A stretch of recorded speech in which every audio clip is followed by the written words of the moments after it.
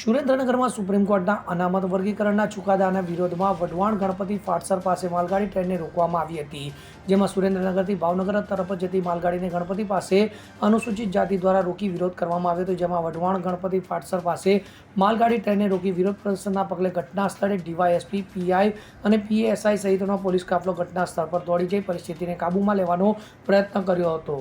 તો બાકી સુરેન્દ્રનગર જિલ્લામાં સુપ્રીમ કોર્ટના અનામત વર્ગીકરણના ચુકાદાના વિરોધમાં બંધના એલાનને મિશ્ર પ્રતિસાદ મળવા પામ્યો હતો. કલ્પેશ વાડેર સાથે CN24 ન્યૂઝ, સુરેન્દ્રનગર. હવે જુઓ દેશ દુનિયાની તમામ ખબરો તમારી આંગળીના ટેરવે. ઉઠાવો મોબાઈલ અને Google Play Store પરથી ડાઉનલોડ કરો અમારી CN24 ન્યૂઝ મોબાઈલ એપ.